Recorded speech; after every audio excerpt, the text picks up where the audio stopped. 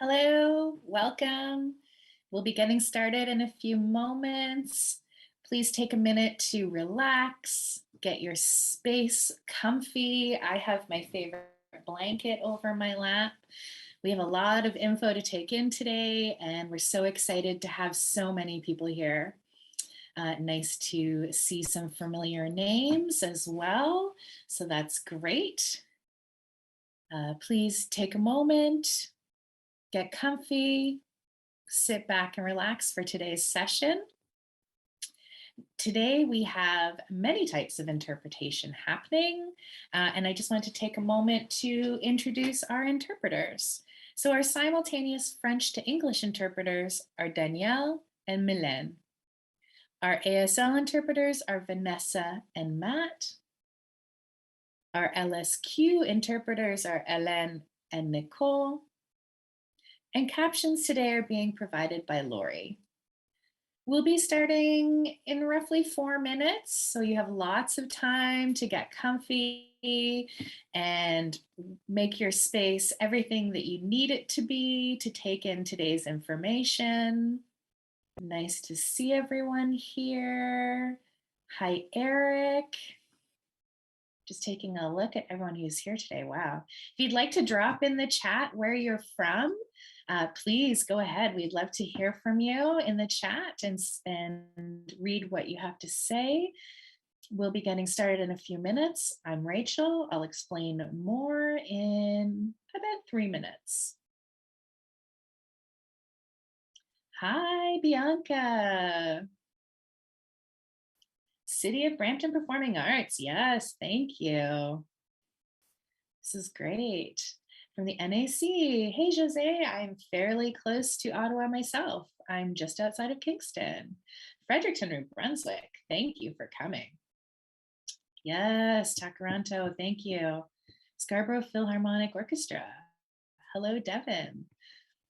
Hey, St. Catharines. Nice. So how's everyone's weather today? I'm supposed to be getting freezing rain here, and I'm not looking forward to that. Hi, Joe. Nice to see you. I just wanted to mention that part of our welcome today will be in French. So if you are not a French speaker, you can go down to the interpretation button. That's the little globe on the bottom of your screen and click whichever language. We do have simultaneous English to French and French to English translation available today, along with ASL, LSQ, and English captions. Welcome. We'll be starting in 2 minutes. We'll also give everybody information on how to pin the interpreters, but everyone is spotlit, so hopefully you have the size you need to see everyone, but Lauren will go over details later. Hello, Toronto and Winnipeg. Hi, Deb. Nice to see you here. Chrysler Theatre in Windsor. Excellent. All right. We have a lot of folks here today. It's really great to see so many people wanting to learn about accessible marketing. Thank you. London and Brantford, amazing. Fantastic. Thank you all for telling us where you're from. It's really great to see who is interested in expanding their accessibility practice in their venues. So thank you so much. All right. Thanks, Devin. I'm trying. I think I'm running out of things to say today, which is not like me at all. So once again, this is a relaxed meeting. Please take a moment to get comfy, grab a coffee or water. We'll be starting now. And just wanted to let you know that I am Rachel Marks. I am a middle-aged white woman with chin-length purple, well, it's fading purple hair. I'm wearing purple cat's eye glasses with sparkles in the corner, a burgundy shirt with a scoop neck. Over my right shoulder is a white fireplace with a teal mantelpiece, and over my left is a white wall with a small black chalkboard painted on it. My pronouns are she and her, and my sign name is this. Welcome to Enabling Change Accessibility for the Performing Arts, a 6-session learning series. Before we begin today, I'd like to pass over to Maeva LeBlanc, Programming and Special Projects Coordinator at Réseau Ontario. Thank you and end of thought. Bonjour tout le monde, je suis très heureuse et fière d'être ici. Hello everyone, I'm very happy and proud to be here today. My name is Maeva Leblanc, I'm from France, hence my accent, which is a bit of a mix between Canadian French and French from the homeland. Maeva is of Polynesian origin, that is my name, and it means welcome. My parents love the name. I'm medium height, Caucasian, with medium length brown hair. I have square glasses with a brown rim and 2 piercings under my lip, as well as a ring on my right nostril.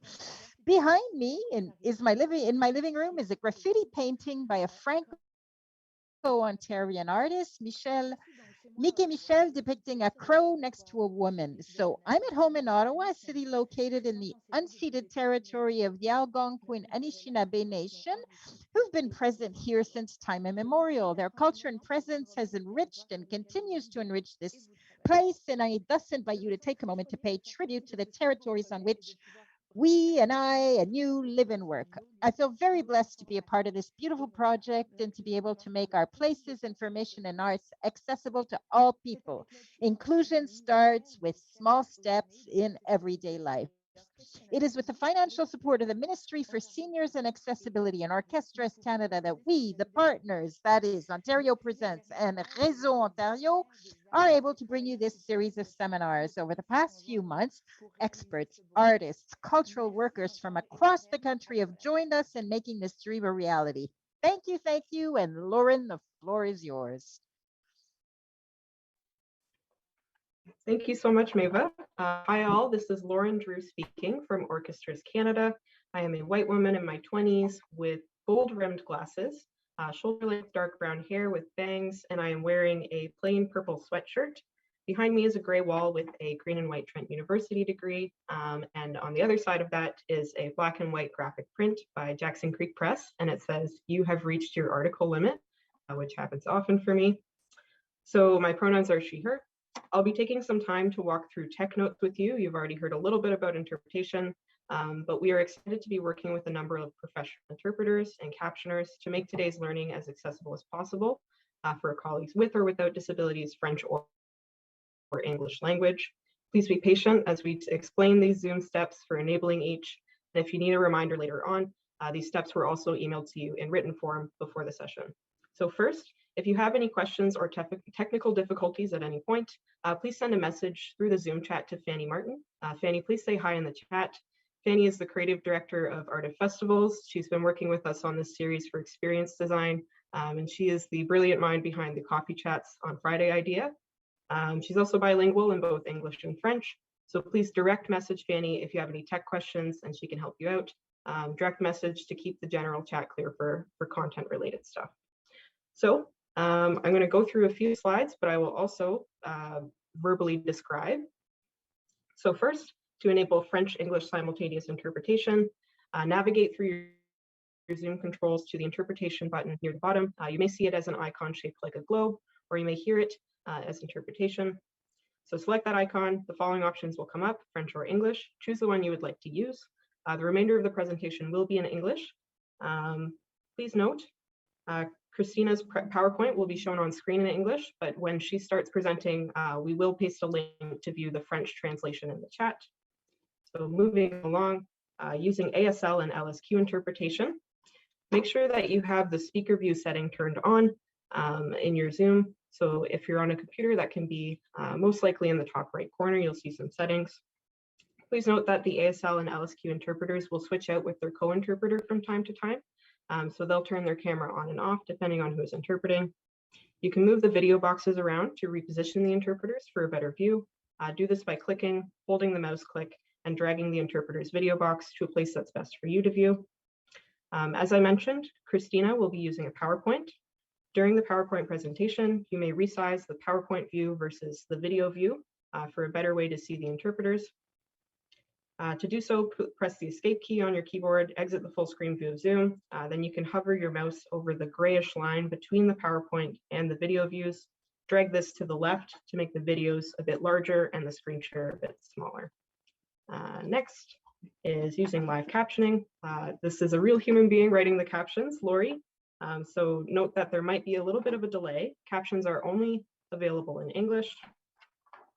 Oops, sorry about that. In the bottom of the Zoom window, find the live transcript button, click the up arrow next to it, and then click on show subtitle to start displaying live captions.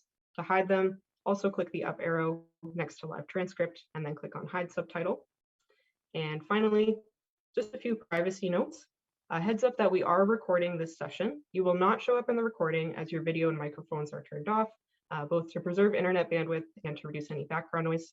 But you're welcome to use the Zoom chat to interact. Our host, Rachel Marks, will read aloud any broadly relevant comments from the chat. We may save a copy of the Zoom chat for internal use, just to keep track of questions for Friday's coffee chat. If you do not wish to have your full name visible in the chat transcript, you can edit your Zoom screen name by right-clicking on your name in the participant list and selecting rename from that menu. So once again, Fanny Martin is your main tech troubleshooting Zoom chat contact, and that's all for my notes right now. Back over to you, Rachel. Thanks, Lauren. This is Rachel speaking. In our last session, we had a comprehensive review of the AODA with Constance Exley and watched a video on hidden mobility disabilities. In today's session, Kristina McMullin will present on accessibility and marketing. There'll be a 10-minute break at a point where Kristina feels it's natural to stop the presentation. If you have questions along the way, please put those in the chat box. At the break, Kristina will go through those and culminate them and try and answer some few after the break. And in the second half, I'll look through and ask those questions to Kristina. Also, a reminder about Friday's coffee chat Q&A session. Pre-registration is required and appreciated. This is so we know what access points might be needed and also how many people will be attending. As I said before we started, it is wonderful that there are so many people here today. Thank you for coming.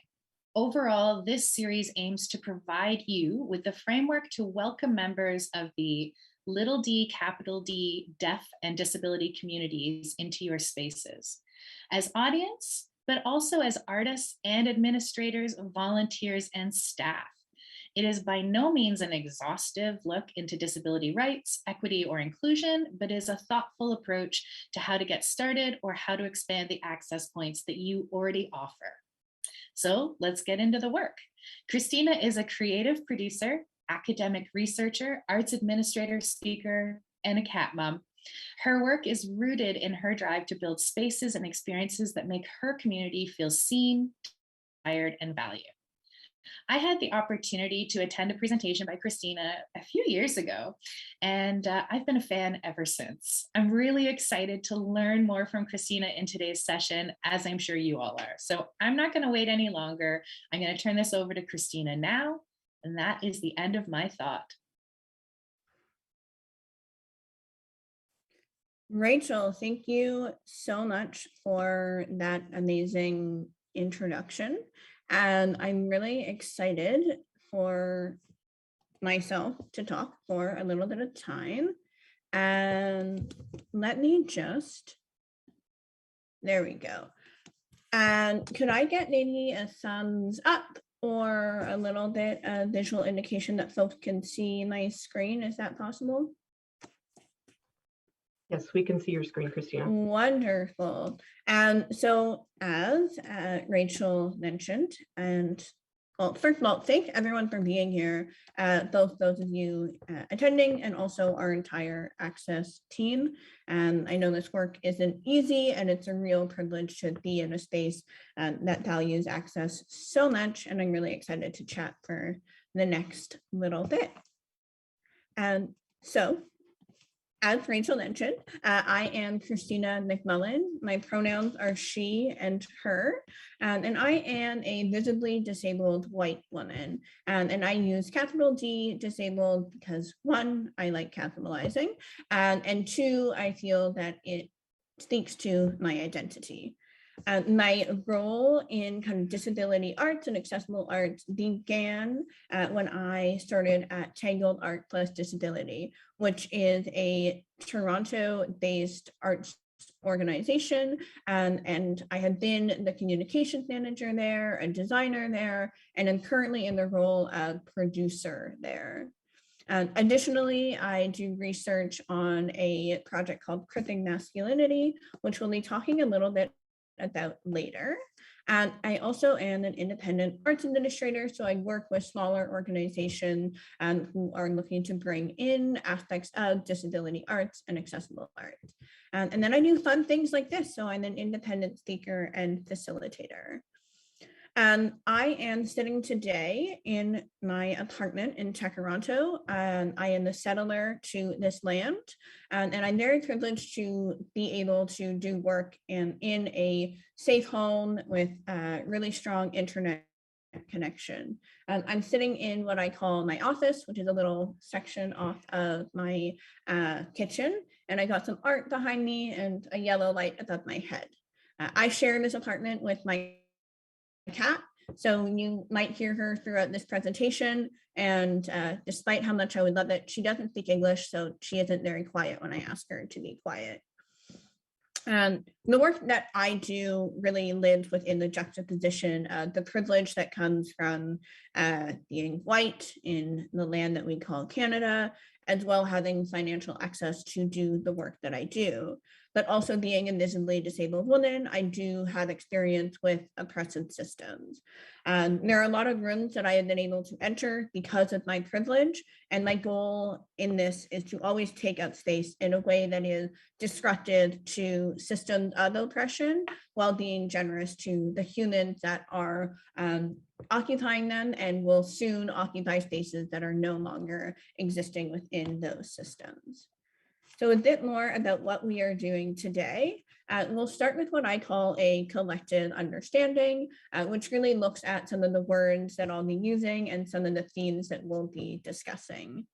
Next, we'll kind of be going into elements of accessible marketing, what we can all do in our day-to-day work.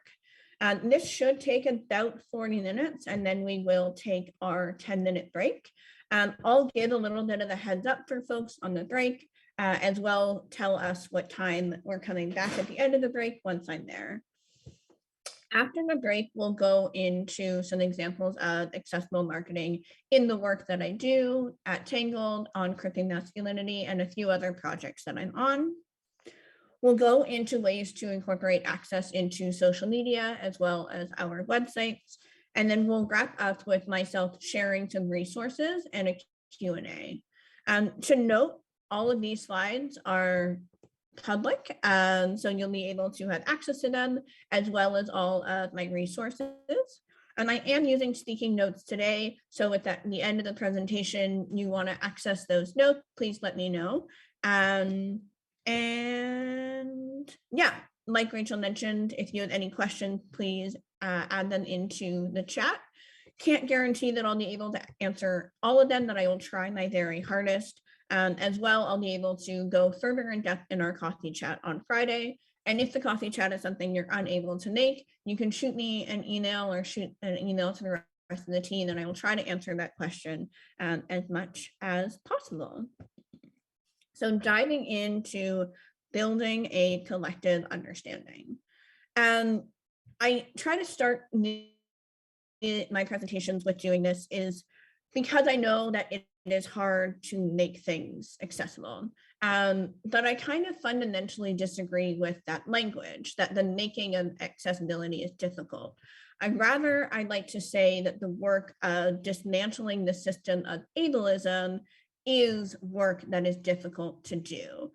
So not only are we adding access features into our process, but really disrupting the systems that have caused the need to make things accessible. And so that does rely on an understanding of what is access. So Mia Mingus is a queer, BIPOC disabled woman who is living in the United States. And she's got a lot of excellent content on her website and throughout her work. And her definition of accessibility is that access is the concrete resistance to the isolation of disabled people. And I share this definition from Mia because it is such an offering in a very simple way. We think of access, we're thinking of trying to build ramps over stairs, or we're incorporating a bunch of ASL interpreters. And while those are fundamental aspects of access, what access is on a general term is resistance to the system of isolation. We are all in a season of our lives that we are isolated, and deaf, non, and disabled folks even more so than folks living in able-bodied minds. That access itself is not a check mark and you've done a few things and you're accessible, but it really is a constant movement in resistance to isolation. So then the definition of disability that I use is actually one that I've worked with on my team at Cripping Masculinity. And we define disability as a complex and evolving term. Disability that can both be visible and non-visible, ranging from chronic pain and illness to mental well-being and anything in between. We note that disability can be fluid. For example, one day someone can be having a ton of energy and the next day they can have none. One day chronic pain can be unmanageable and the next day barely none. And it's important to note that there is no correct way to be disabled. And then I share this definition because it rejects entirely the idea that disability looks or feels a certain way. So often when we think of disability, we just think of a wheelchair user encountering a flight of stairs. But it is so much more expansive than that, and it also is so fluid. So understanding that when we are making things accessible to disabled folks, it isn't just a one and done complex. I'm going to start that sentence over. It is not a one and done thing, but rather a complex and evolving system that is both acknowledging the fluidity of disability and acknowledging the complexity of access. One word that I'll be using quite a lot in this presentation is the term CRIP. And Kelly Fritsch defines the term CRIP as something to open up with the desire for the way that disability disrupts. So CRIP almost follows queer representation in the media. So if you think of folks who are underneath the queer umbrella, lesbian, gay, trans, intersex, asexual, all of those folks have their own valued identities that also do fall under the term queer. And so CRIP is almost a political offering of folks who fall under various definitions and fluidities of disability. So not only is it a prescriptive identifier, but rather a political identity that rejects in itself the pervasive notions of what it means to be disabled. So we're opening up with desire for disability. So we're taking away from the idea that disability is less than, or something that is missing, or something undesirable. We're welcoming disability and we're welcoming it with desire. So then what exactly is ableism if access is in resistance to, I had the wrong slide up here. I apologize. I'm going to read the full definition and I'll throw it in the chat on our break. This is an older slide deck and I had made a change to this and I apologize that I did not share this. So the definition that I'll actually be sharing for ableism is a colleague of Justin P. Gibson, Talila Lewis, and she says that ableism is a system of assigning value to people's bodies and minds based on societally constructed ideas of normalcy, productivity, desirability, intelligence, excellence, and fitness. These constructed ideas are deeply rooted in eugenics, anti-Blackness, misogyny, colonialism, imperialism, and capitalism. The systemic oppression that leads to people and society determining people's value based on their culture, age, language, appearance, religion, birth or living place, health or wellness, and their ability to satisfactorily reproduce, excel, and behave. Talila notes that it is that you do not have to be disabled to experience ableism. This definition of ableism is one that grounds my work. Talila and other Black disabled folks release a new working definition every year, and this is 2022's.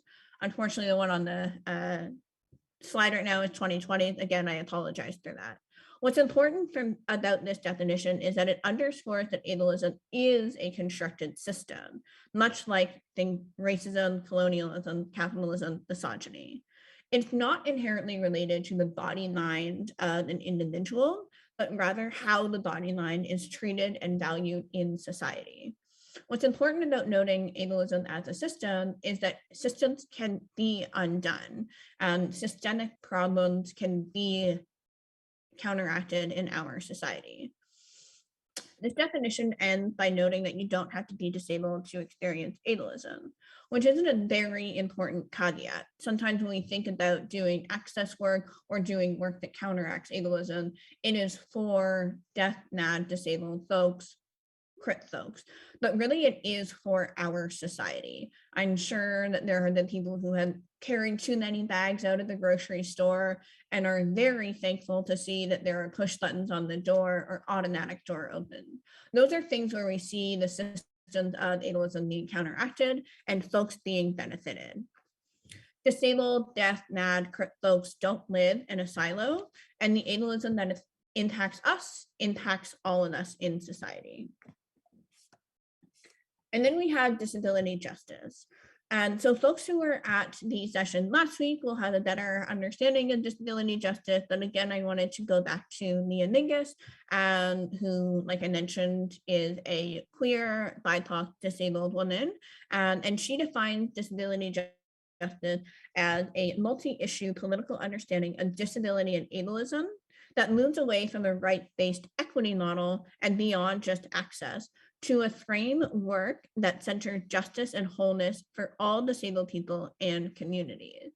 So what disability justice is it takes away the idea that we are striving for a right, for equal rights, and rather for changing of the culture. A quick definition that was actually recently shared with me by a friend was that justice is just another way of practicing love in public. And I thought this is really beautiful because if we really break that down, we see that disability justice is just to love disability in a public way. And this really ties into that definition of crit that I offered earlier, where we are desiring disability. So a lot of this presentation and a lot of the work that I try to do is both desire disability, but also love it in public spaces. And to do that, we need to understand what we've seen of disability in really negative ways in our society. So on the screen right now, we had some historic depictions of disability that are not true and honestly kind of negative. A few that we see are pitiable and pathetic. A victim or an object of violence, someone who is sinister or evil, someone who is exotic, the super crit, or someone who triumphs, someone who is laughable, the butt of the jokes, someone who is seen as having a chip on their shoulder, someone who has a burden, someone who is non-sexual, or someone who is incapable of fully participating in everyday life. When we think about sinister or evil, we can think about how many Disney villains we've seen in our life in our childhood who we had known them to be evil because of their limb difference or facial difference, or even the use of mobility devices. And those pervasive things just come into our society. And then we also think about the super crit, someone who is able to do way more than other disabled people. Thinking about even the show Daredevil, where I don't know his actual name in the show, but this expectation that as a blind individual, you should be able to do everything, not just be a human. And then we had this idea of a burden or an outcast. So many people will see disabled folks being asked out to prom, and somehow the individual who asked them out to prom is doing this amazing service by taking on the burden and spending time with a disabled person. And those videos spread like wildfire on the internet. And it's important to note these historic depictions when we are trying to counteract ableism in our work. And now a lot of that work is marketing, why we are all here today. So marketing is essentially, I'm sure we all know, we're all here for a reason, is creating and using content to promote our experiences and services. And I'm sure all of us have engaged with marketing, obviously as consumers or engagers with content, but also the way that we produce and do our jobs. So what is good marketing? It is marketing communications deliverables that give power and agency to the most marginalized and vulnerable members of society. And I think it's an important way to frame something as good as empowering people and giving people agency that typically have it. As marketers, as creators, as people who work in the culture industry, we are at a place of power in order to, with the ability to create stories, with the ability to create content, with the ability to showcase what we are doing. And when we use our voices to create marketing content that gives power and agency to marginalized folks in our society, we are inherently dismantling ableism. Then what exactly is accessible marketing? So accessible marketing is marketing or communication that then disrupts those dominant narratives of oppression against disabled folks and vulnerable members of society. So accessible marketing, much like good marketing, is disrupting systems.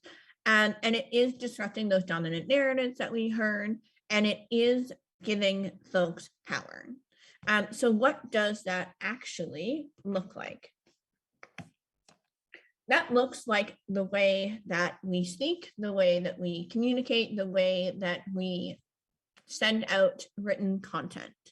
And one of the biggest elements of accessible language is the tenets of plain language. So on the screen, we have a few of the tenets of plain language, which is logical, active, short, and common.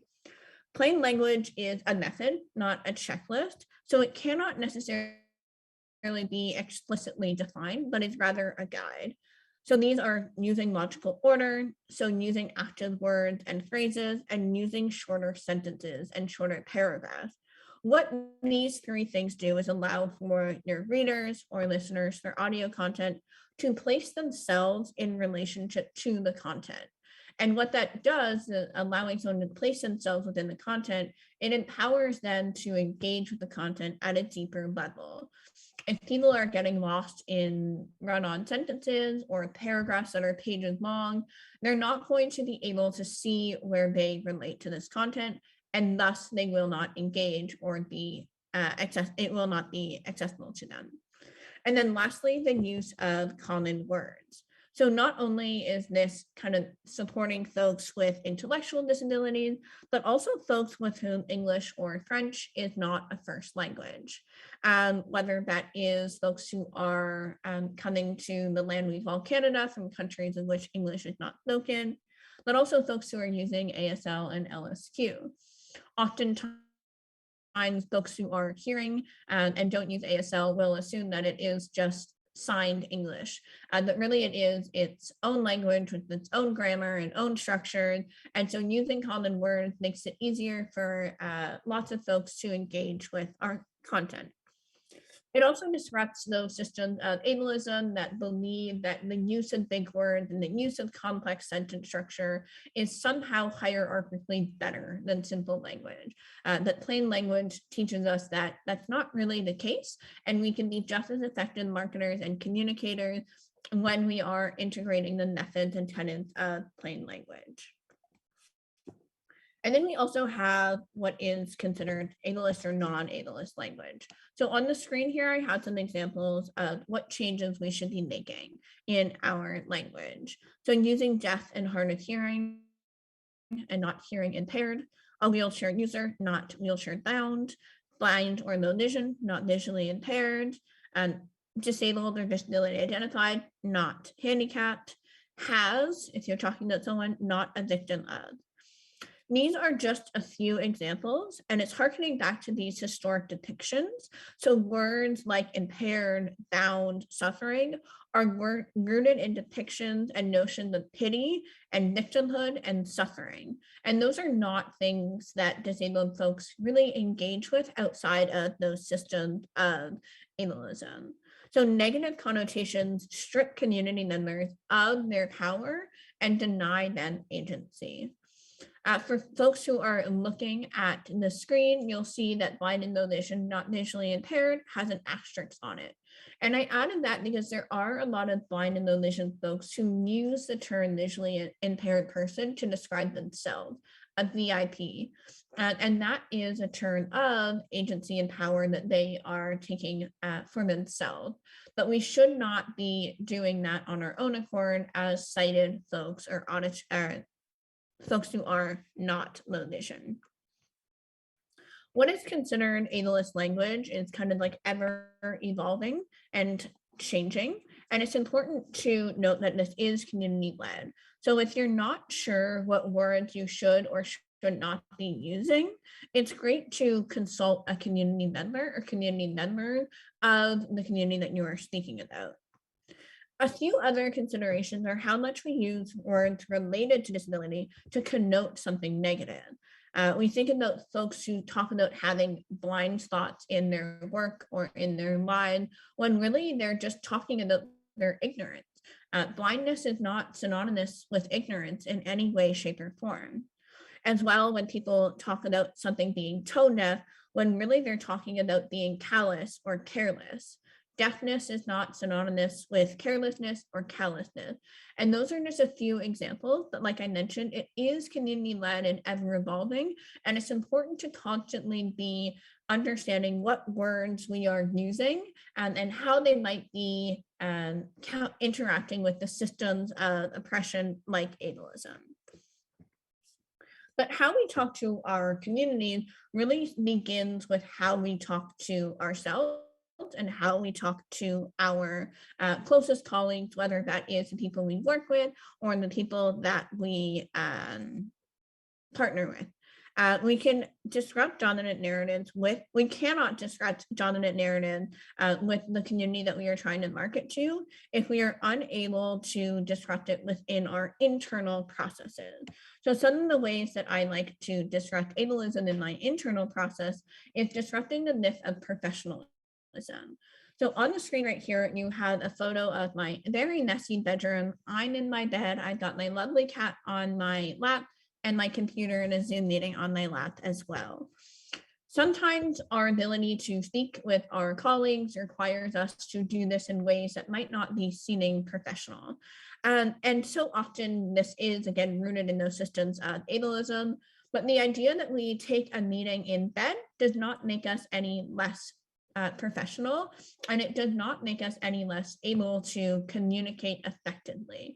And when we welcome these disruptions of professionalism with ourselves and with our colleagues, we can learn to disrupt this in the ways that we engage with the communities that we are engaging with. As well, disrupting the myth of independence. So often in our capitalist, ableist society, we believe that doing things alone is a mark of virtue and a mark of valor. But interdependence is really where it's at. The ability to understand that we cannot do it alone, that we all rely on and can offer support. So on the screen here, we have a few screenshots of me asking my friends via text for some visual representation of interdependence. Unfortunately, I didn't get a visual representation, but I felt like this idea of asking for help was a representation of itself. But again, we realize that all of us, whether we are disabled or not, have the capacity, to offer support, and we desire giving support itself. And we can ask for support, and we desire receiving support. And so when we can do that with our closest community, we can do that with the communities that we are marketing to. We can anticipate where they might need or want support, and we can anticipate where they may be able to support us. So what does that look like when it comes into our external communication? Like we mentioned, marketing is the content that allows people to engage with our spaces. But it's not enough for us to simply desire that people engage with our spaces. We can talk about access and accessibility and dismantling ableism as much as we can, but we need to imagine our communities in our spaces with empathy. So we need to talk about having image descriptions before we engage with any blind or low vision audiences. We need to work with ASL interpreters before we even engage with deaf or hard of hearing folks. By designing our spaces in a way that we are imagining our community, we are engaging them with empathy to interact, and not only interact, but interact with that power and with that agency that I spoke about earlier. And how do we do this? A lot of it comes down to what our content looks like. So some of the tenets of accessible marketing do come down to the design itself. On the screen right now, we have an icon about accessible typographic elements. So if we spent all this time learning about plain language, talking to our colleague, dismantling the tenets of ableist language in our content, we want to make sure that folks can actually read our stuff. So for what I do in my work is I make sure that all of the content has at least 14-point font. This is kind of standard for readability for audiences. But in this time of COVID, where a lot of things are being done from a distance, it's important to note that not everyone's going to be able to have a piece of paper in their hand and hold it in front of them. I just held a piece of paper in front of my face. So for a lot of content that might be a poster or an installation, there is some math on the screen that can allow us to know how big our type should be. So the distance of your expected user divided by 2.5 is how tall your letters should be. So on the right hand of the screen, we kind of had some examples. So if someone is 19 feet away, if you're doing maybe a large scale installation with spacing, then your letter should be 8 inches tall. If you're expecting folks to walk up or roll up to your content from 5 feet, then your words should be about 2 inches tall. But size is not the only thing that matters. It also comes down to readability when it comes to typefaces. So on the screen, you had 2 sentences or 1 sentence written twice, which is who can read this? Who can read this?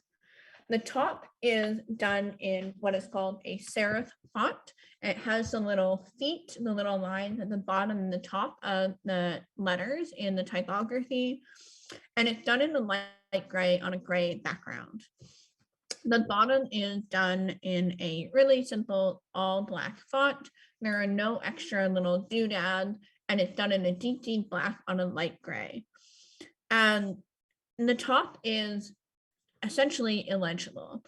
There are some standards to be met for what contrast should be for accessibility. And I'll share these resources at the end because you can't necessarily do it with the naked eye. The contrast should be about 70%. And this allows for folks who are low vision or just skimming your content really quickly, the ability to read with ease. And then using sans serif typefaces. So not having the little extra feet, as they are called, allows for more easily engagement for written content. And I say this all noting that, again, access is not a checkmark box. So there are ways to ensure that language and words are readable and engageable that don't necessarily hit every single thing that I just mentioned.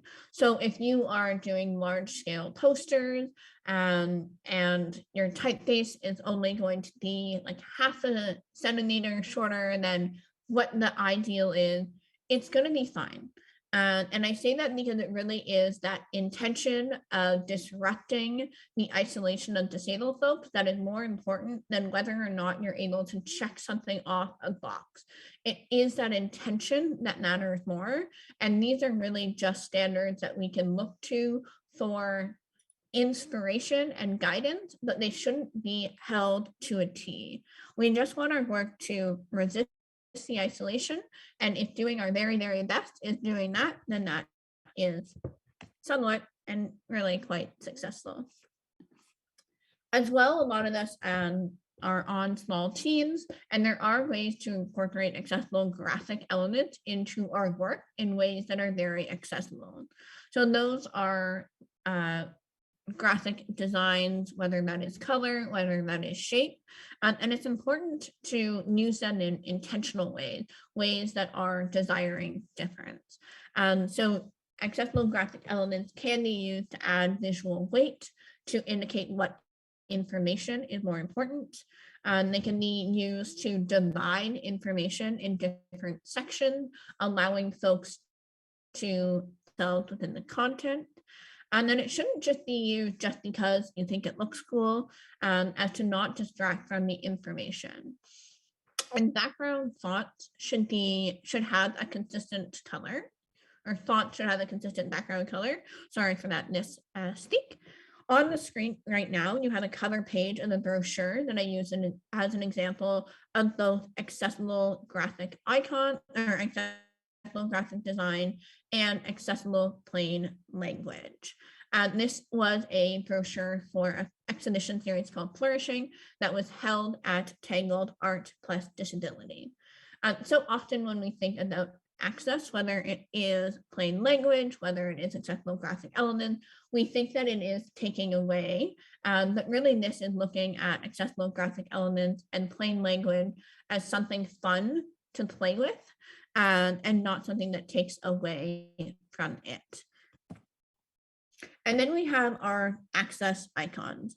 This is not a comprehensive set.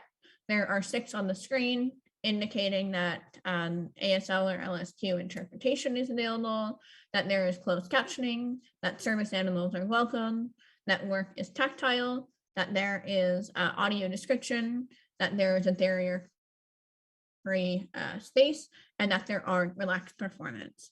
These are icons that I use quite a bit in my work because these are the access standards that I have in almost everything I do. As of right now, I haven't really been using the service animal icon or the barrier-free wheelchair icon, as I'm not really doing things in real space, and that everything else is, or even the touch icon, I should say as well, because everything I'm doing is quite digital. And that these access icons are ways to communicate that don't rely on words themselves. So they are using understandings that we as members of society already have access to, which is really exciting. Also, these access icons can build consistency with our community members that we're engaging with. They see the 2-hand signing and they know very quickly that ASL is provided. There isn't this need to email the event organizers about whether or not ASL is present. Using these access icons in our work in conjunction with our plain language, with our accessible graphic elements and our accessible typeface are these offerings of power and agency to our community members who engage with our work in the way that is best suited for them. And it also dismantles this idea that access features are something that just gets added on. When we incorporate these icons into our work, we are understanding that it is a valuable aspect of the content that we are producing, and thus we are disrupting the isolation of disabled people that Mia Mingus has described as access. I am 5 minutes ahead of schedule, which is exciting. So we will take our 10-minute break now and come back at 2:30, and I will talk about the work that I had done at Tangled, as well as Scripting Masculinity, as well as a podcast, and how I've been able to incorporate the tenets of access that I just spoke about into my work. And then after that, we will talk about building access into our social media. So if you have your phone or tablet handy, like I'm holding up on my screen right now, you might want to bring up some of the social media platforms that you use, and we'll walk through them, or move through them, I should say, together. And then I will go through my resources, and we will have time for Q&A. So I will start talking again at about 2:30. And again, if you have those questions for me, add them into the chat, and I can incorporate them into the second session. Thank you all so much. Yeah. Thanks, Christina. This is Rachel speaking. So everyone, we're going to go on our break. Don't forget to put your questions in the chat box. We will be back at 2:30. Thank you. End of thought.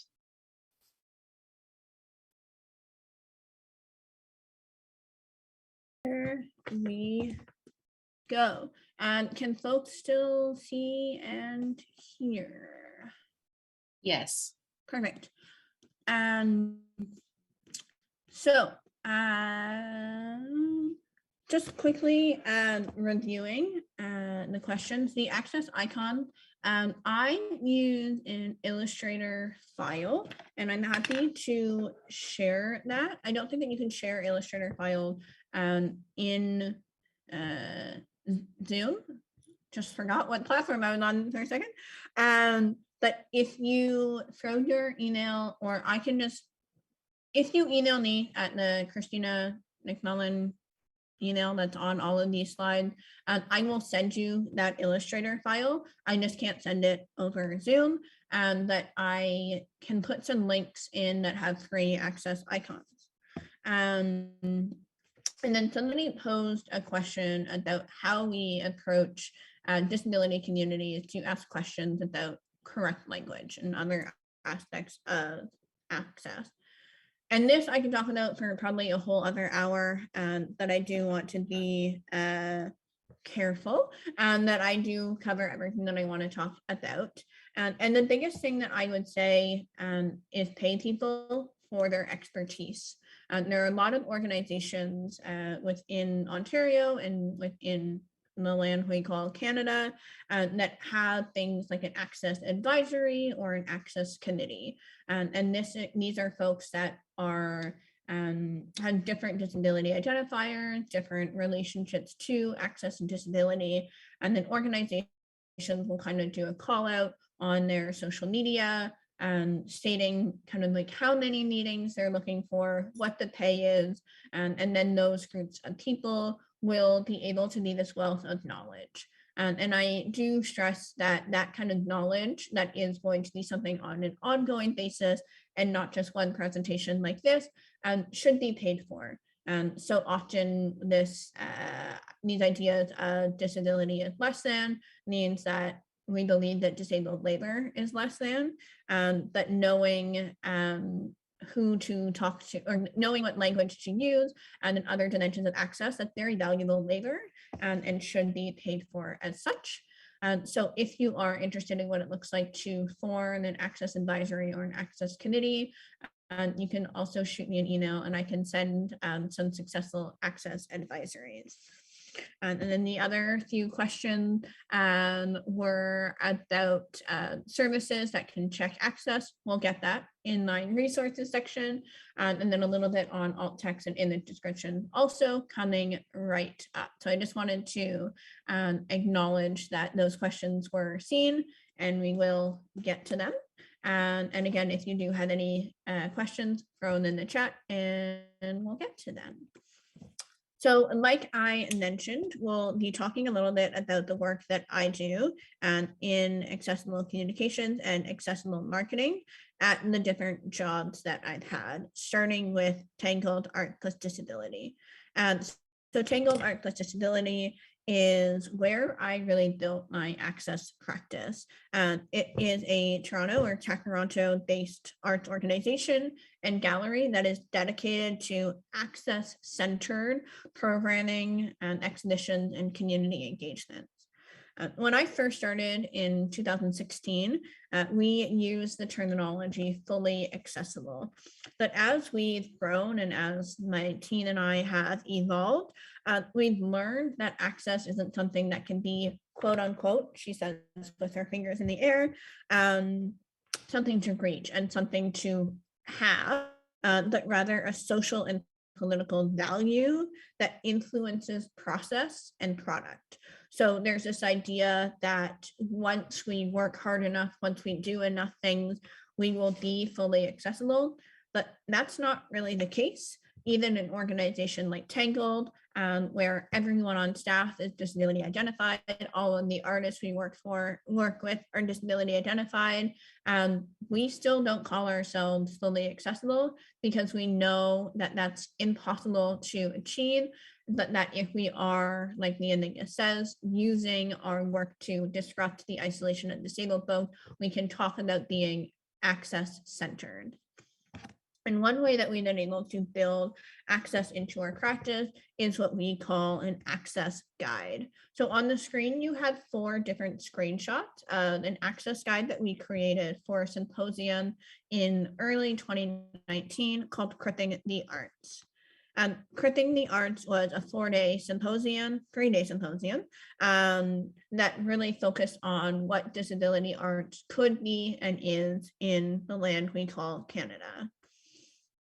This particular access guide was built off of visual stories in the relaxed performance space. For those of you who have experience in relaxed performance and visual stories. But we wanted our access guide to be a little bit more comprehensive because we know that symposiums themselves are an inaccessible event, not only in those historic ideas of who is allowed to be at symposium, but also a lot of the conversations and just the cultural understanding of what it is. So we didn't want our access guide to just be about what to expect once you were in the space. We wanted to really introduce people to what they would be engaging with should they choose to attend. So answering questions like, what is a symposium? What is Cripping the Arts?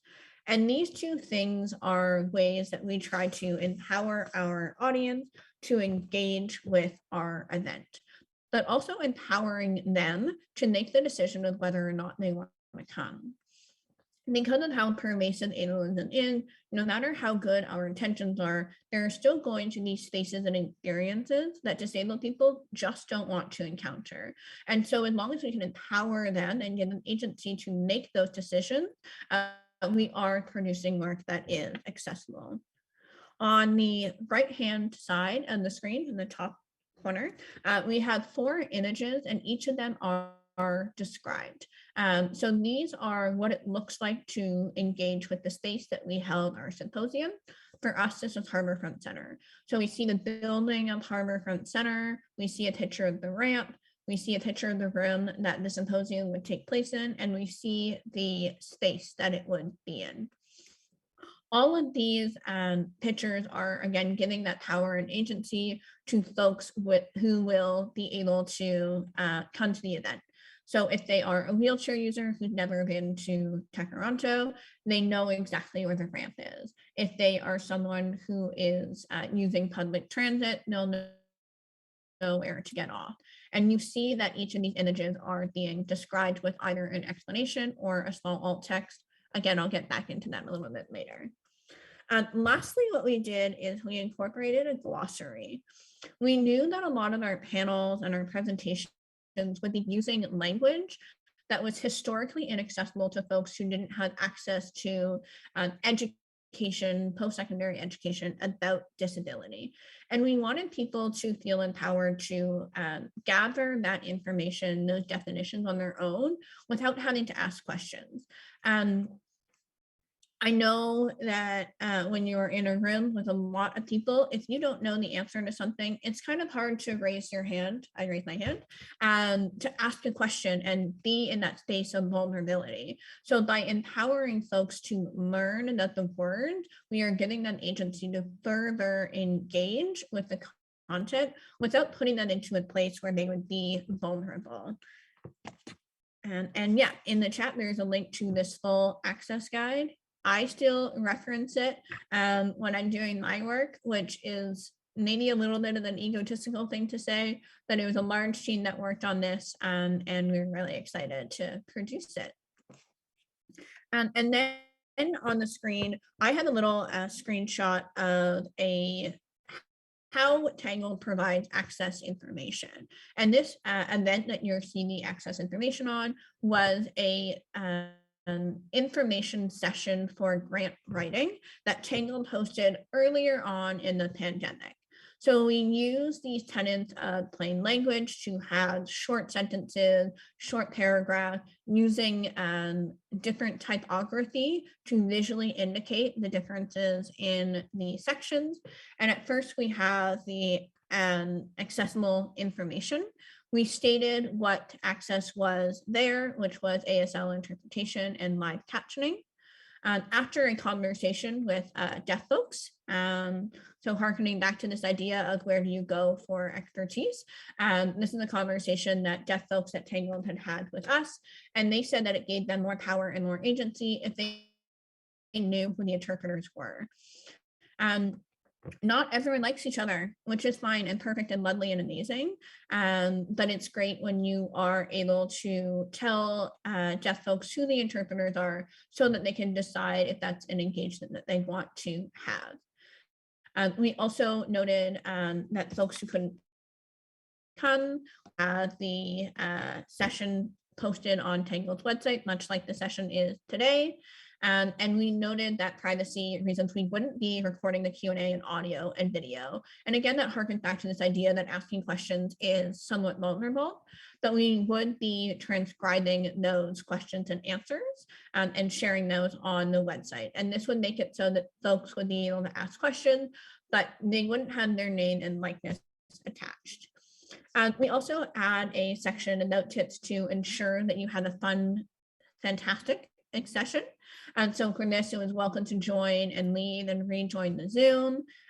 We had everyone muted and by default, and they could unmute themselves to ask a Q&A. And then we said that folks could ask their Q&A throughout the session, much like this. So it's great to engage with accessible content always. I'm very, very privileged and lucky that this is work that I get to engage with a lot. And we noted that for any questions you may have with an email address, we found that folks were much more likely to engage with an email if there was an individual's name attached and it wasn't just an info account. For the purpose of my colleague, I blurred out their email, but we did find that having an individual and a name that can be paired with who you can ask for help, that caused more engagement and it gave more power for folks to engage, which was great. Okay, and then on the screen right now, we actually have a picture of an in-person event, which I miss dearly, but also so brilliant to be able to have folks from all across Canada. I saw where a few of you guys were, you folks were in the chat. But on the screen right now, we have a photo of one of our opening receptions at Tangled. There's 4 individuals who are standing, and then you see some heads in the front. 2 of them are artists that we are working with. One is an ASL interpreter, and they are mid-signing, and one is our brilliant artistic director, Sean Lee. And behind all of them is a screen that has transcripts on live transcripts that are going on. Live transcripts is an incredibly important thing to include in all of our access content. We have live transcription today, which is amazing. Thank you. And this can be provided by a human like it is today, but also there are a lot of services to be able to use AI and technology to get our transcriptions available. I'll be going over some of these free services that can do live technology recording in our resources section. I wanted to tell just a little short story about the way that live captions provide agency and power for folks. So Tangled had a community member named Claudine who came to a lot of our community events and came to all of our exhibitions. But she never came to our opening receptions, that she was low vision as well as hard of hearing. So just being in the space with all the people, not being able to really see the ASL interpreters that well, she decided that she wouldn't come to our opening receptions. But once she realized that we had live captioning, it changed her entire perspective. And she ended up coming to the event, our next opening reception, with a good friend of hers. And they sat at the very back of the event space, and her friend actually ended up reading the transcriptions into Claudine's ear at close range. And this was something that I was not anticipating happening. Normally, when we had folks who engage with the live transcriptions, they're sitting at the front of the stage or sitting in front of the event space, I should say, looking up at the screen, and they are reading them themselves or engaging with them themselves. But seeing this new way of engaging with live caption, it really showed that when we are imagining people in our space, they do show up. That by promoting the idea that we had live captioning, this individual who once felt unsafe at opening reception felt empowered to come. And she was really practicing this tenet of interdependence that I mentioned earlier, that we all want to provide support and we all want to be able to receive support.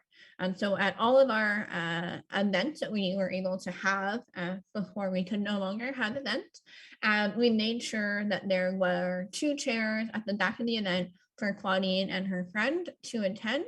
And it was a really beautiful experience for us and myself at Tangled to learn how this idea of imagining people in spaces with empathy is just going to lead to even more people engaging with our space.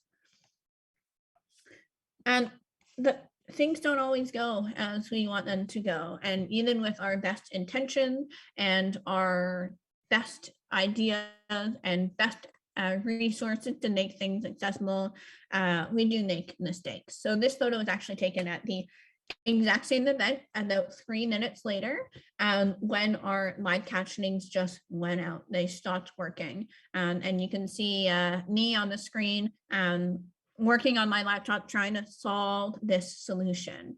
But you also see that our ASL interpreter is no longer signing. So we realized that as soon as our live captioning went out, that we would just pause the entire event.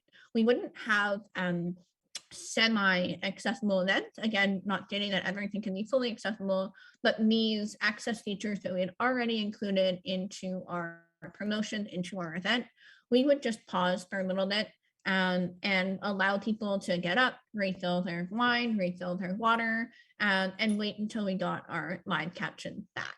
And unfortunately, that happens. Technology is not perfect. Humans aren't perfect. But when we take this intention to bring in access features to disrupt systems of ableism, our audiences and our communities are welcome to us taking a little bit of time to troubleshoot issues. Another quick mistake, and then we get to move on to other work. So earlier on in this presentation, if we remember, you would have already seen this brochure for flourishing. But if you see on the screen right now, that's not how you spell flourishing. And I wanted to talk about this, namely because I think it's important when you are in a position of power like I am today, with being the one who gets to talk a lot, that we do actually talk about the fact that mistakes get made, and human error is perfectly, even if it makes us cry. So Flourishing was an exhibition series that Tangled produced in the fall of 2018. We were working with like 8 artists and a couple of curators and all this stuff. And I've been working on this brochure for quite a while. I had a friend copy edit all the content. We had test prints, and about one day before opening reception, our artist came up and asked, "Oh, why did you spell flourishing wrong on the cover of this brochure?" And my heart just sank, and I think I cried for, up until the moment that our opening reception started. But it comes to this idea that when we are invested in any sort of marketing work, any sort of promotions work, any sort of communications work, we will make mistakes, and that doesn't denigrate the value of the work that we're doing. And it doesn't mean that we shouldn't be trying to make our work more accessible. As well, when we learn to embrace the fact that we are humans and we make mistakes, it makes it a lot easier to embrace our community and our audiences for being imperfect humans. And if they don't engage with our content the exact way that we want them, and that's okay. And if they show up to our event late, that's okay. If they show up early, that's okay. And people make mistakes, and we all are human, and we all are inherently valued. And the idea that failure and mistakes make us less than is still rooted in this system of ableism. And that comes back to this idea that Tulila mentioned, was that you don't have to be disabled to experience ableism. When we make mistakes and we feel shame, that's just ableism telling you to feel shame. That's not something you should feel on your own. And that's my little emotional talk for today. As well, we have my work with cripping masculinity. So I had been a research assistant for 3 years now on cripping masculinity, which is a research project based out of X University, formerly known as Ryerson, but X University in Toronto, and then the University of Alberta in the city we now know as Edmonton. And this research investigates how disabled men and non-binary folks, masculine non-binary folks, use fashion as a way to enact their identity. Now, if it is anything, the academic institution is a place that is rooted in systemic ableism. And we know that as a research team working within an ableist system, we would have to work really hard to disrupt that. In our recruitment for our participants, which we are still recruiting. So if you or anyone you know is a disabled, deaf nan, email me and I'll talk to you about fashion. It'll be great. And we knew that we wanted to have all of our marketing promotion being visually and culturally disruptive to systems of ableism. So on the screen right now, we have a screenshot from our website about getting involved. And we worked with a deaf organization called Deaf Spectrum. I'll talk about that a little bit more in resources, to produce ASL vlogs that we would place on our website. And these would have as much visual weight as the written English on our website. So the ASL vlog would not be hidden, on like some secondary page. They wouldn't be small in the corner. It would have just as much visual weight. And for us, this is a way of giving power and agency to our deaf participants or folks who communicate using ASL. As well, it would desire the idea that websites can look disrupted, that we can use multiple languages on one site in a way that is desiring everyone. We also knew that being an academic research place, that we would be engaging with folks who didn't have the same access to language that our team did. Whether that is from systemic ableism within academic institutions or other aspects. So we actually were inspired by Cripping the Arts, which is fun to say. And we created a glossary that was shared on our website and our Instagram, which provided definitions for words related to gender and disability and things that we would be engaging with in our research. We wrote these definitions to be in plain language, so stripping away those long multi-sided definitions we've all read if we have engaged in academic institutions. We also wanted them to visually be interesting and fun, so using colors that were inviting our audience in and using typefaces that were visually interesting. We had a lot of success with these definitions on our Instagram at Cripping Masculinity. And we found that there were a lot of people who began engaging with our recruitment once we began posting these definitions. And so that comes into this idea of marketing being something that is empowering our audiences to engage. If we just start talking about gender identity and the word cripping without describing who they are, we are still really aiding in the isolation of disabled folks. So providing these definitions, we are disrupting the isolation that disabled folks have from academic research. We also knew that not all of our participants or folks who might one day be participants would be folks who would be engaging with written content. And we know that everyone has said it multiple times, an image says 1,000 words. So we worked with a disabled illustrator to draw various identities of masculinity and disability for our Instagram. So like we had mentioned earlier, disability is ever evolving, it's flowing, and looks very different than just an individual in a wheelchair. Obviously, that is one very valid identity, which is why we see it on the screen, but it is not the only thing. So on the screen, we have 3 screenshots of our Instagram page, along with their image descriptions. So I won't read the entire image descriptions out because I don't think that's the best use of all of our time. But I do want to note that one thing that we made sure that we did was name who had written the image descriptions themselves. We know that when we are describing bodies, whether that be race, size, gender, disability identification, etc., there is subjectivity. And so often access work can go unacknowledged, that it either is just there or it is just not there. But we wanted to make sure that our community and our audiences knew who was writing these image descriptions, so that when they saw the images or they learned about the image description, they would read at the end, the image description was written by the research assistants. So they would know how to quantify themselves within these descriptions and these images. For image descriptions, this is something that is in the caption itself or in the comments themselves that everyone engages with. Something that we'll be talking about a little bit more is alt text, and that is something that is embedded at the back of the Instagram page.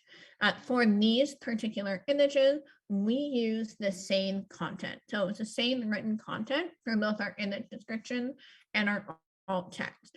And for us, that was to ensure that we were teaching our audience without image description, but also that there was no information lost in translation.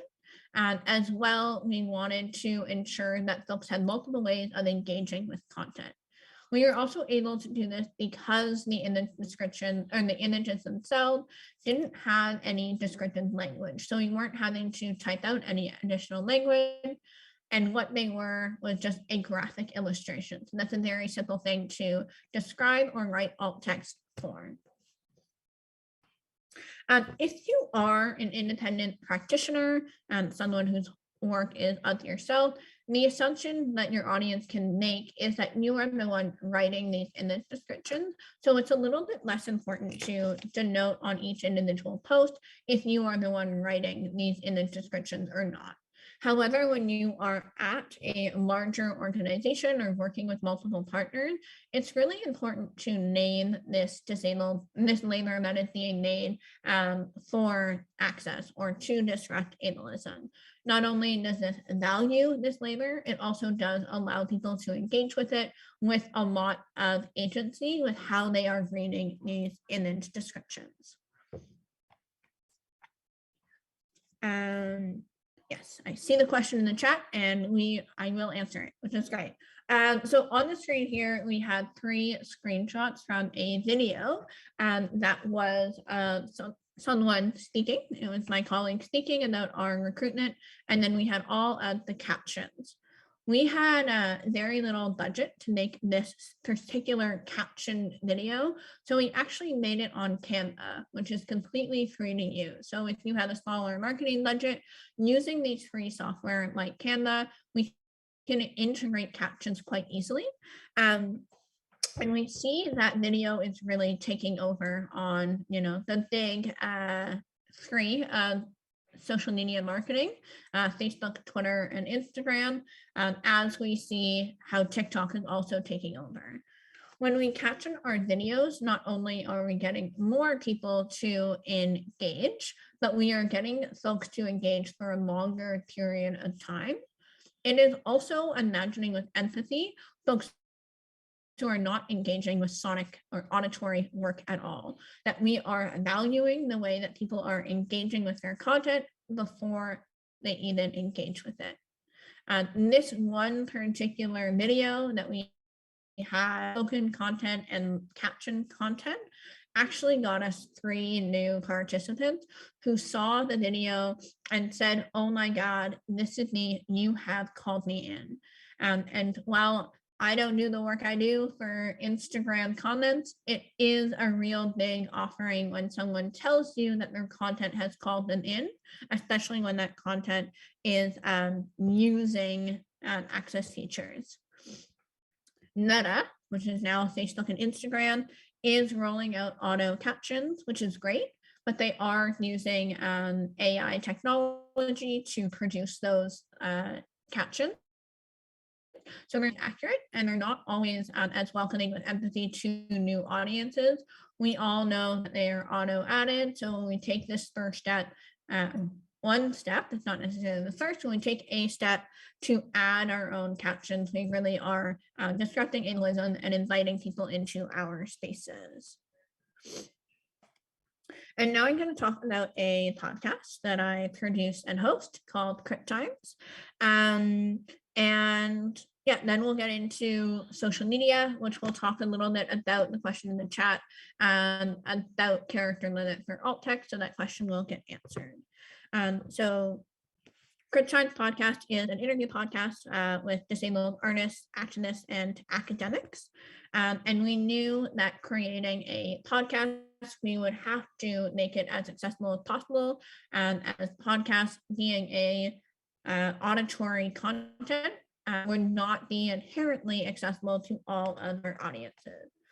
So one of the ways that we did this was incorporating captions into our trailer, and that was shared on our social media. So on the screen right now, you have a screenshot from our Instagram and our Facebook page, which has our trailer. This is 4 minutes long, and it was completely transcribed and captioned, and we made sure to indicate which of our 3 hosts was speaking at any one given time. We had a little bit more in the budget for this, so we actually used Rev, which is a transcription and captioning software. You do have to pay for it, but it is quite easy to use. And so you import the audio files that you want to have captioned or transcribed, and then import the videos, and they will do all the work for you. It's going to take us in the water. I had something in my throat.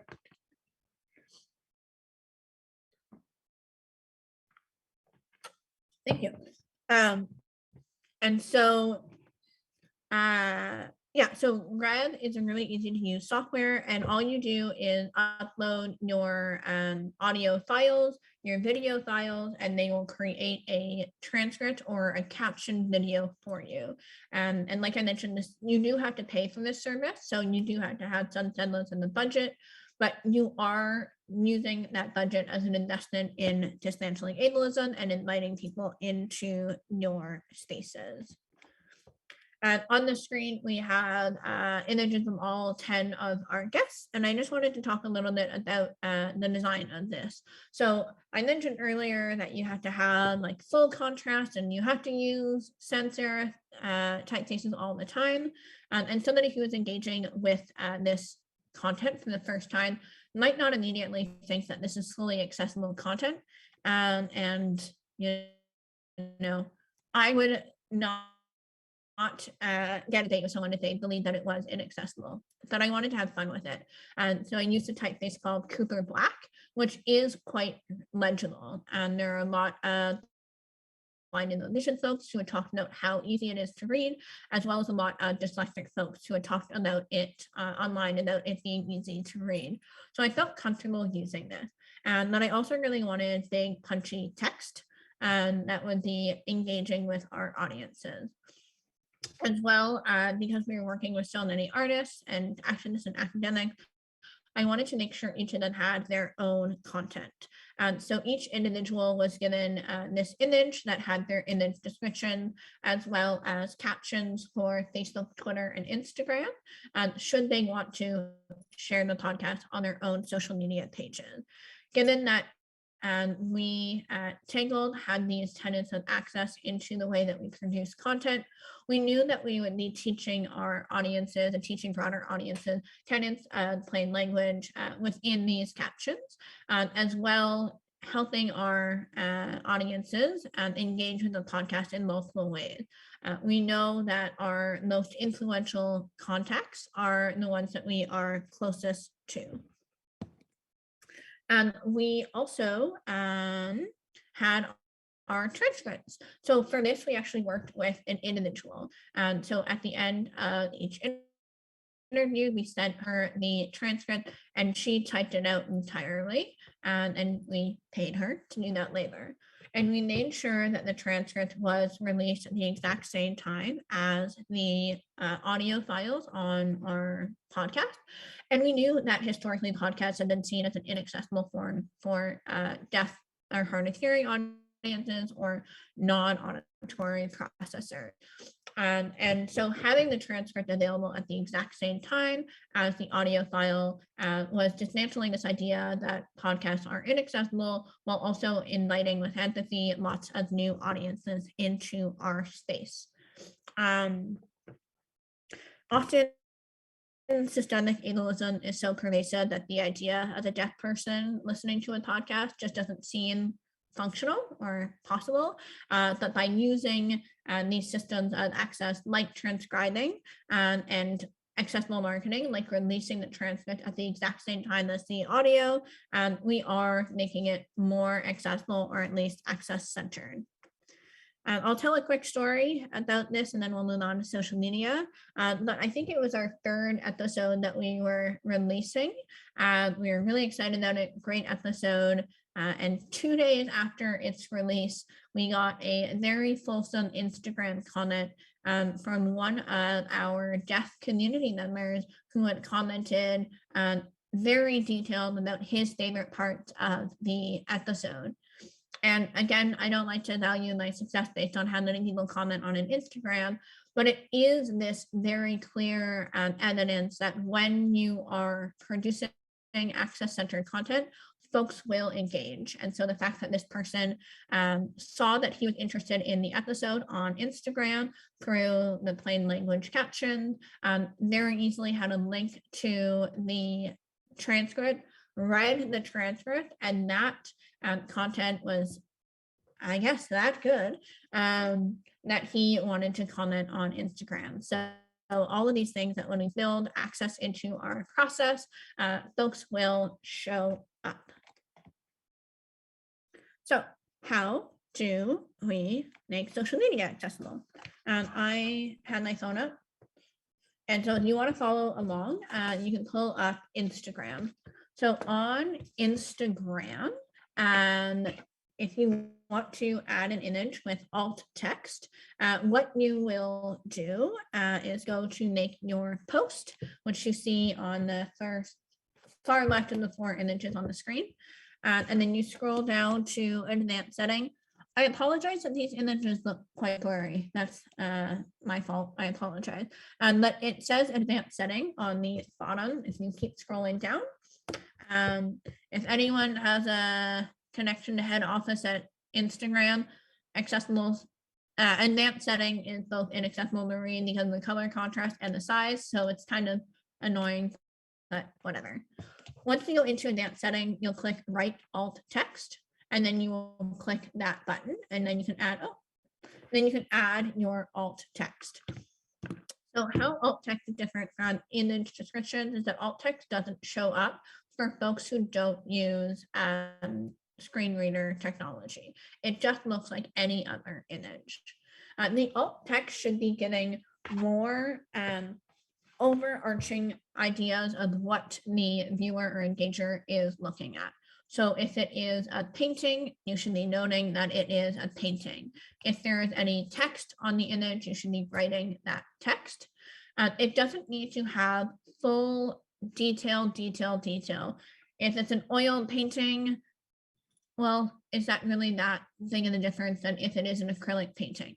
Not really. We don't want to overwhelm our audience with a ton of information.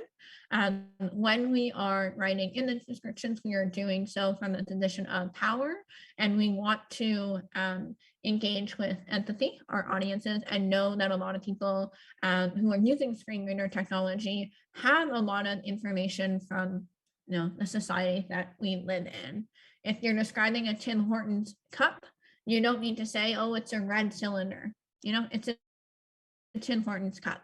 So there is that balance of finding the right amount of information, that we don't want our alt text to overwhelm the folks who are engaging with screen reader technology. And that is also where a lot of those tenets of plain language come in handy, those short sentences, short paragraphs, and logical order. Our image descriptions can be a little bit longer because they can provide context for what folks are looking at, because you are going to be engaging with it in tandem with the image or the video itself. And that should be where we're getting into whether or not it's an oil or acrylic painting, whether or not it is hanging in a gallery, or whether it's on the floor. I don't know why you would take a picture of the painting on the floor, but I'm sure I've done it before in my life. But that's kind of a little bit about how you add alt text to Instagram. Facebook is very similar. Here are 3 screenshots of adding alt text to Facebook posts. Once you add your post and your image, you have the 3 little dots in the upper right-hand corner. It says edit alt text, and then you have change alt text. Facebook currently is working with AI technology to write alt text, and they're really bad. I think I saw a picture of a dog, and the alt text was, "This might be a human." So especially when we're using Facebook, it's important to just go into changing the alt text, just do a very brief overview of what the image is. If it's a painting on a wall, just say a painting on a wall, and then have your broader image description in the caption itself. Facebook will give you a warning that alt text should be less than 100 characters. You can go over, it's just going to give you that warning so that it doesn't cut you off. And lastly, we had Twitter. Twitter, very similar. It has a little icon in the bottom right that says alt. Once you click alt, it will ask you to add a description. You have to click sure the very first time you do it. Not sure why, but you do. And then you write your alt text. Twitter alt text is a maximum of 1,000 characters, but that's a quite generous amount of characters. Alt text really doesn't need to be that long, but given how short texts are and tweets are and only 240 characters, it is a way to add a little bit more context. As well, when you do post your image on Twitter with alt text, you'll see that it has a little alt icon in the bottom right-hand corner. One thing to note for all 3 of these platforms, that I mentioned it on Twitter because hashtags are most prevalent on Twitter, it's important to capitalize the first letter of each word if you are using multiple words in your hashtag. So on this, we have hashtag time, or capital time, capital podcast. What this does is it lets the screen reader technology know that these are different words. If you use all capital letters, the screen reader will read out each individual letter. And if you use no capital letters, the screen reader will try and read that all as one word. So computers are not perfect, but they have ways that their functionality works. And making websites or social media platforms accessible. I am a Google Chrome user. So on the screen here, you have an plugin, a free plugin called Tote Alley. And what this does when installed on your Chrome browser is it is deactivated normally. And once you activate it, it will read through your website and it will highlight any issues. It doesn't fix these issues, but it highlights that they are there. And in my resources, there are some services like this that are for like Safari or Firefox users, but I love Chrome. And what doing this does is it allows us to see how somebody who is using a computer or mobile device or tablet in a different way than us is engaging with our content, whether they are exclusively using a screen reader or whether they are not using a mouse or trackpad and just using the tab icon or key on their keypad. For those of us who have larger budget, these are things that we can bring to our web teams if we have access to that. And for those of us who have much smaller budgets, and this is something that we can kind of like very slowly work through, learning about how to make sure that a heading is denoted as a heading and how to make sure that our images on our website are accessible. And then we also have, this is also a great way to check on your like social media stuff. It works on like Facebook and Instagram and Twitter as well. But like a lot of us are using our phone. There are ways to almost make your iPhone act like a screen reader. It is not perfect, and a lot of screen readers are catered to the individual that is using them, but a way that you can empathy for folks who are using screen readers is turning on a speak screen on your settings. This is from an iPhone, and I don't use an Android. I apologize. So you go into your settings and then go into access and then go into spoken content. You can turn on speak screen, and much like the Tote Alley plugin, this is always turned off. And then you pull down with 3 fingers. I've got 3 fingers up on the screen, and you pull it down and it will start playing with a screen reader anything that is on this page. So that's a great way to check your Instagram, check your Twitter, check your Facebook. Okay, that was a lot of content. So to recap, this is a fun one. We want to make sure that we are referring to expertise that exists in disability communities. So whether this is bringing together an access advisory group or using any of the resources that I did not share, we want to value and the expertise that is, or refer to the expertise that exists. And we also want to value interdependent and varied communication styles. This is both within our teams, work from that if you need to, but also integrating ways that our audiences are communicating with us, whether that's through multiple different languages or multiple different iconographies. We want to be building access into our internal and external nodes of communication as much as we can, noting that access is that resistance to isolation of disabled folks. And we want to reach our new audiences, always giving them agency and power, and we're doing this work with empathy. And the ways that we can do this really easily, because that's a lot of work, is making sure that we're using plain language. In our visual content, we're using sans serif fonts, ensuring they're large enough, ensuring that they're legible, adding in the descriptions and alt text, having subtitles and captions to audio and video content, having transcripts and ASL, and using images and pictograms to display access, and using readily available tools and resources to enhance and check our content, and having fun. Yay! This is spelled wrong, but dismantling ableism is hard, but you know, lots to do. Given the time, I'm not going to read through all of these, but a copy of my resource list will be sent with the PowerPoint and the recording in the next few days. So in this resource deck, you'll get some resources on the disability community. So that's what I'm mentioning when I talk about referring to expertise that already exists. Then we also have language access, so who to work with if you want to work with ASL interpreters, if you want to caption your work, if you want to do live captioning, and then alt text of poetry is a brilliant resource for learning more about alt text and image descriptions. And then on the screen is some digital access.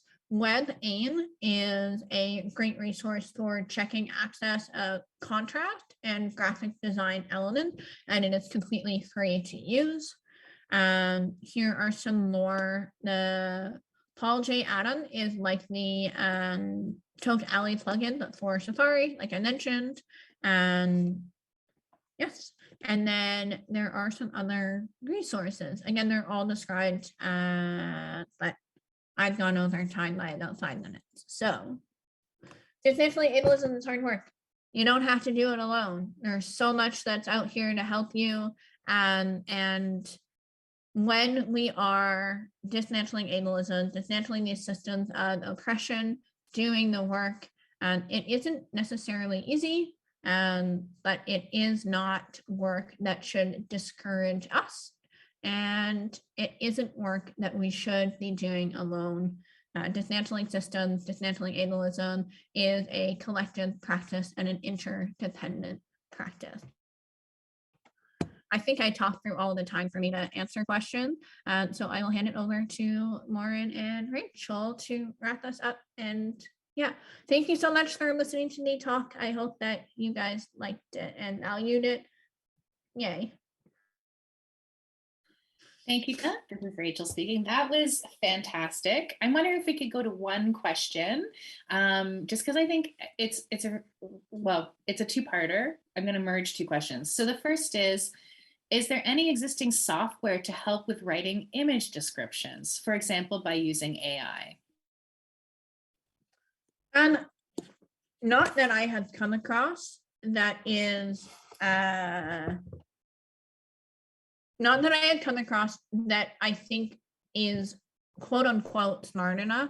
I put smart enough in quotes, knowing that like smartness is still an ableist construct, but so much of what images communicate is subjective, especially when it is relating to bodies, which a lot of promotional work is, or when it is relating to artwork. So if you are just taking a picture of a dog, yeah, a computer can learn that that is a dog. But if you are taking a photograph or a painting of somebody with limb difference, a computer might see, oh, that body doesn't have 2 arms and 2 legs, it's not a human. But all of us in this room know that that is a person, and they just embody the world a little bit differently because of the limb difference. That doesn't take away from any of their humanity. And I think that a lot of us here are going to be working with those images that are subjective. Yeah. Thank you. This just a quick add-on.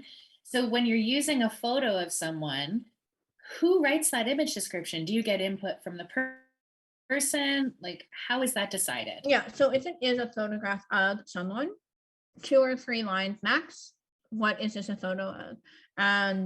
Any more than 2 or 3 lines, then that becomes overwhelming for the individual, unless it is like the portrait that is in the main gallery of an art gallery. But when it is just like the photograph of me at the very beginning of this presentation, I just said I'm a white woman with dyed blonde hair and I'm wearing a striped shirt and black overalls. I'm not going to go into the details of where I am in my house, what's behind me, because that information isn't really aiding in the logical order of how folks are engaging with content. And like sighted folks aren't going to value that. If I am if there is context, if I'm standing in front of Tangled Art Gallery and there's a logo behind me, that becomes important. But it, for me, is important to note, for me, my race and my gender, because those are things that showcase who I am in the world. In that image, I don't believe that I said I was disabled, and I think that's probably just a mistake on my own behalf. That I always like to do that in real life because it's obvious. But it is those ways of when we are, if you are someone who is sharing images of yourself, it's great to just get in the practice of 1 or 2 lines of just what do I look like, and not only what do I look like, but how does what I look like engage with the society that I'm in. Great. Thank you so much for that. This is Rachel speaking again, and I just want to say thank you to Christina for that incredible presentation. There were a lot of things today that really resonated with me, but I just want to mention two really quick before we wrap up. And the first was that I really appreciated that you talked about making mistakes being human and how it doesn't devalue the work. I often find myself saying perfection is an ableist construct. So it was really great to have you point that out and speak about that so passionately. So thank you. And also you said not everyone likes each other when referring to letting folks know in advance who the ASL interpreters will be for an event or the LSQ interpreters.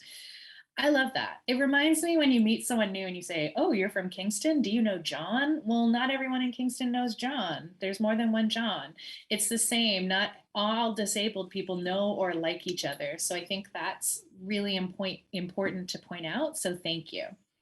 To everyone else out there, I invite you to take some time this week and really let the information that Kristina shared with us sit and resonate with you, and maybe bring some of those questions to the Q&A on Friday, which will be with Kristina. This is a relaxed space, but that's a very relaxed space. It's an informal coffee chat hour at 10:30 to 11:30 a.m. Before I turn things back over to Lauren, I just once again want to thank Kristina for taking the time to share with us today. That was a very thoughtful presentation and it covered a lot, and it's truly appreciated. As always, I've learned so much from you and I look forward to being able to learn more from you in the future. So thank you. And to everyone else who came, thank you for taking the time to come today and join us. And this is Rachel, and that truly is the end of my thought. Over to you, Lauren. Thank you, Rachel. Lauren Drew speaking from Orchestras Canada.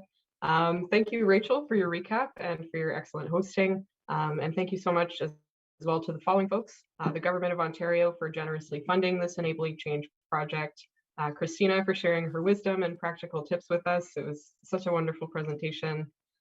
Thank you to our arts service organization partners, Réseau Ontario and Ontario Presents, and to Maeva LeBlanc for sharing her welcome. Fanny Martin, Trisha Talreja, Boran Zaza, and all of my colleagues behind the scenes working to make today's session a reality.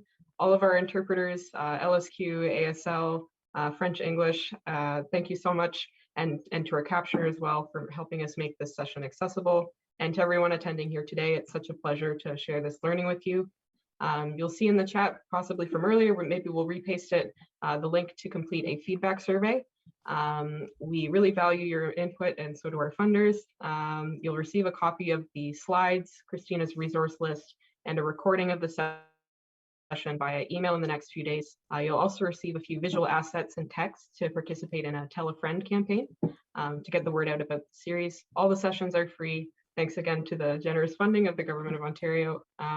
And we've got 4 great topics to come up in the next few months. So take good care all. Hope to see some of you this Friday for the coffee chat. End of thought for Lauren and end of thought for this session. Thank you so much, everyone. Take good care.